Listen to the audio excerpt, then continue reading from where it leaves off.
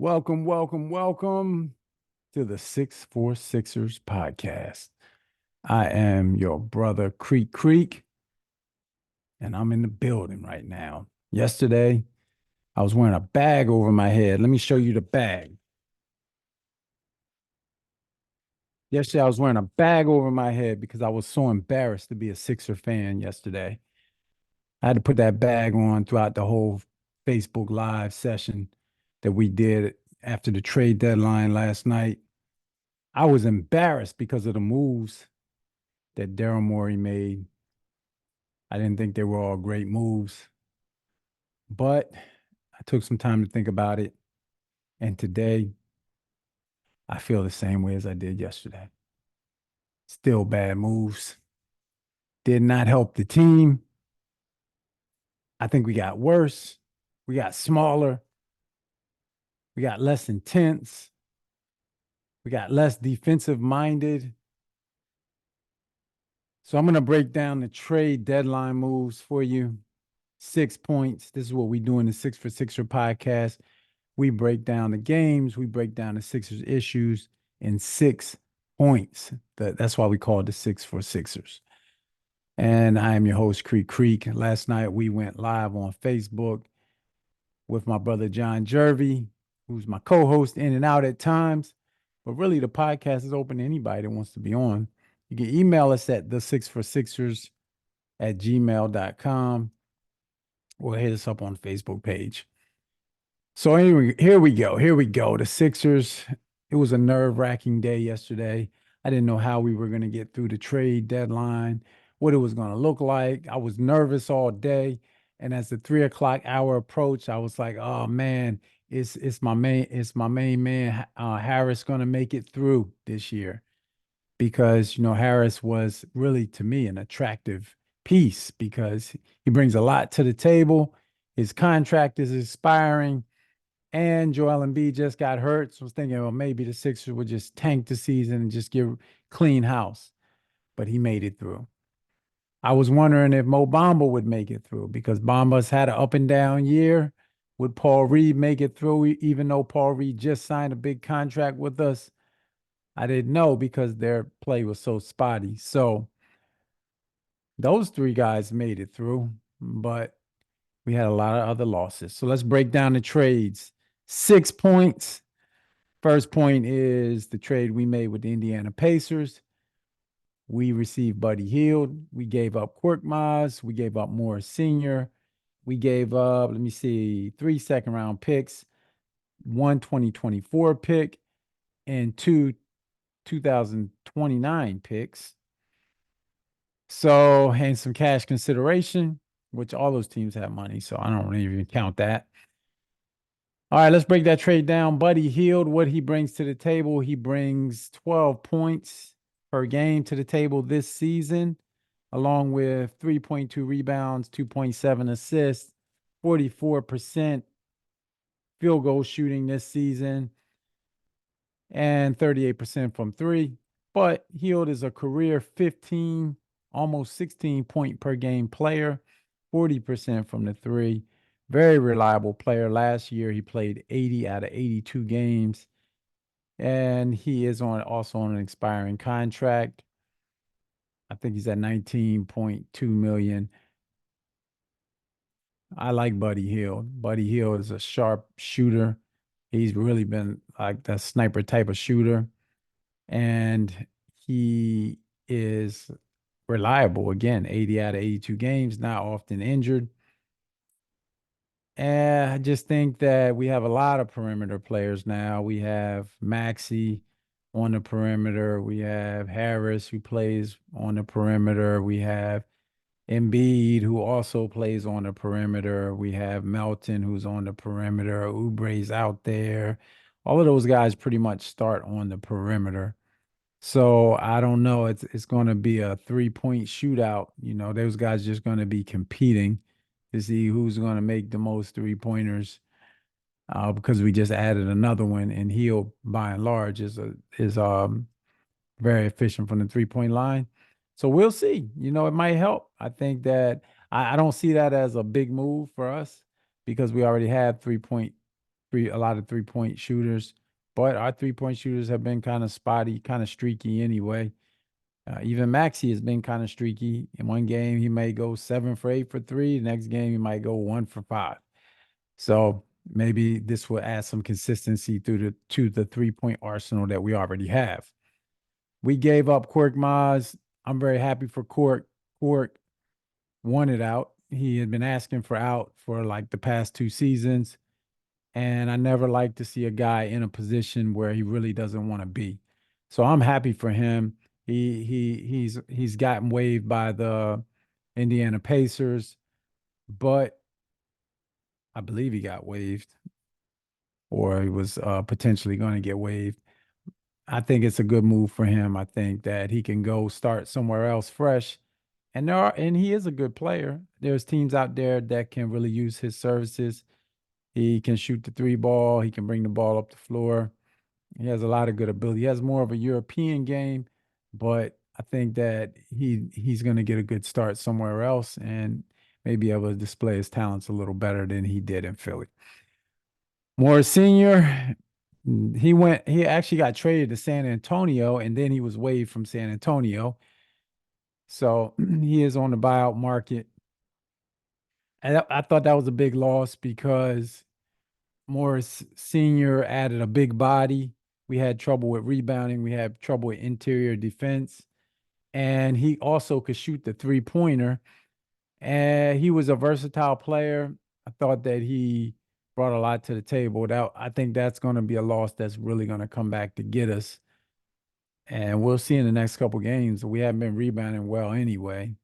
So now we lose another big body. And Reed and Bamba are just not, to me, true bigs and guys that can really hold down the interior. So sad to see Morris Sr. go. And they just gave him the keys to the city like a month ago. And they traded him off. He's a hometown hero. Sad to see you go, Morris Sr. Thank you for your service with the Philadelphia 76ers. That's point number one. Point number two is our budding star, Jaden Springer. He's gone. Traded to Boston for a second-round pick. And I guess on paper, it doesn't really seem like a great loss. Jaden Springer was averaging about 4 points a game, 39% from the field. But he had a lot of upside. Here's the upside. He was only 21 years old. So that's one. Two, this was really his first season really getting to display his talents and what he could do on the floor. Three, he's very athletic. He's 6'4". He is a great on-ball defender, tenacious defensively, and not afraid. We just take the ball to the basket.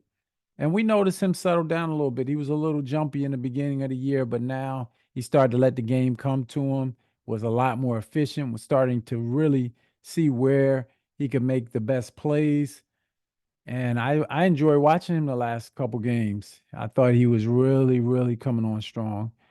So he's out. We traded him away basically for nothing. I don't really value a second round pick, although I've been told it's very valuable these days. I haven't seen a lot of guys come out of the second round that really have done a lot of damage in the league. I would have rather kept Springer, and but the Celtics gained our loss. Thank you, Springer. I hope you go do great things in the league. I really believed in you. All right. That's point number two. Point number three. Oh man, this one hurt. I mean, this one hurt bad. This was the trade that I did not want to see happen. This was one of the players I was like, oh no, really? Campaign for Pat Bev. Pat Bev to the Bucks, campaign to the Sixers. Cameron Payne this season, 6.2 points per game, 1.3 rebounds, 2.3 assists. Pat Bev this season, 6.3 points, 3 rebounds, 3 assists a game. Their stats kind of match up, but the way that they play is a lot different. And I didn't like this one. I just did not see the sense in this one. Really offensively, I guess Campaign is a little bit more athletic than Patrick Beverly is. But I just didn't see a gain there. I saw more of a loss. Here's where the loss is: the intangibles, the things that don't show up in the stat sheet all the time. Just the heart and soul. Pat Bev was the energy. He called himself the Lamborghini, or he was just like that engine, 12 cylinders, man. And he was just nonstop. You never saw a letdown. You never saw ego. He was always encouraging our players. He was coaching. He was coaching on the floor. He was seeing things on the floor. He was bringing a lot to the table. Even when the whole team looked lethargic, Pat Bev never took his foot off the gas. A couple years ago, Embiid called for, we need more tough guys. We need more PJ Tucker type guys. Well, there was your PJ Tucker type guy. You had PJ Tucker, and he was not that type of guy when he got to the Sixers. Pat Bev was that type of guy. He can score.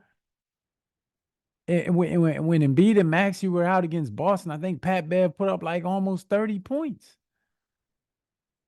And he had the heart. He would go head up. He had that Philadelphia spirit. I just think that he was just such an asset to the team. That was a tough loss was not worth to me for a campaign who may be younger, who may be more athletic, but I think you need guys like that on the team, like a Pat Bev. So I think we gave up a lot, and we'll get into where he went and why that's also important. So Pat Bev is out the door.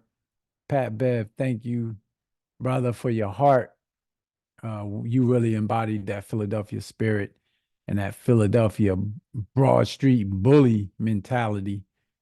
And that was a bad move letting Pat Bev go. And that's why I had to wear that bag yesterday, because I was embarrassed, because those things matter. And teams need a guy like that that can bring that energy every night.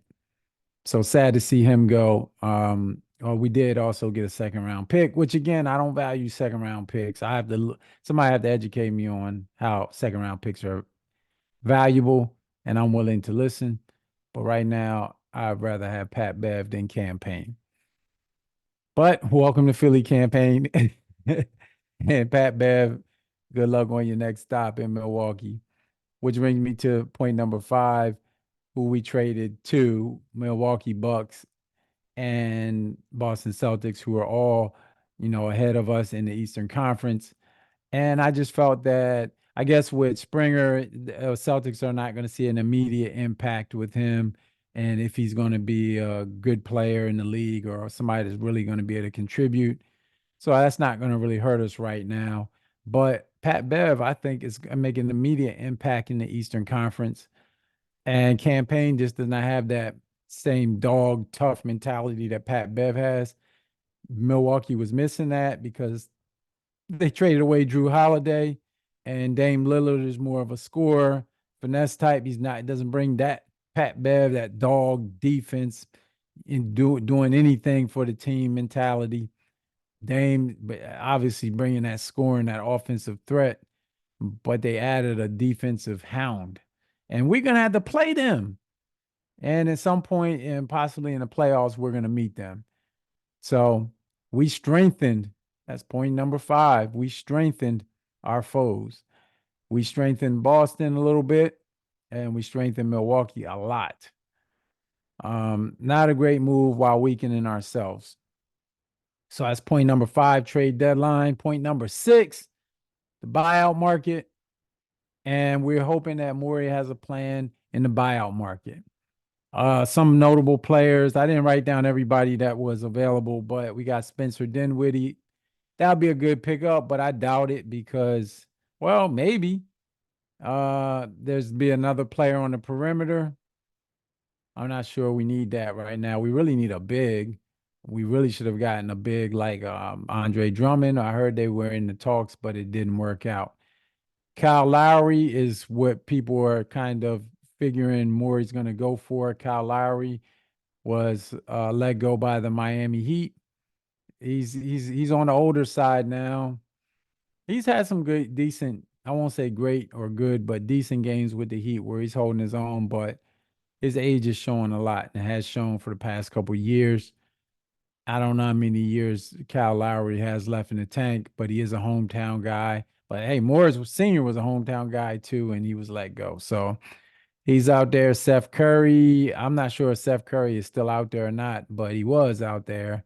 I don't think we need a 3-point sniper. We got healed now, and we had Maxi as well. Joe Harris, same thing. Evan Fournier, I liked him from the Knicks. He sat the bench, and I thought he would have been a great pickup. But now we have Hield and Maxi and Melton, and it's just he doesn't fit our lineup. Robin Lopez is a big, but I don't know. He's not really as versatile as Brook over there playing with Milwaukee, but he is a big. He knows the game. He plays like a true big. He might be able to add at least some rebounds or assisting Mo Bamba and Paul Reed. And then there's more senior. I have to look at the rules on that. I don't know if we can even sign him, but I think we can because he was traded to San Antonio and then they actually waived him. So we might be able to get Morris Sr. back. And maybe that was the plan all along. Maybe Morris is a genius and we don't even know. So I'll give you the benefit of the doubt, Daryl Morey,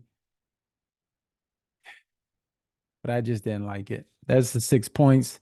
Six for Sixer podcast. I'm your brother, Creek Creek. I'm not wearing the bag today. I put it down.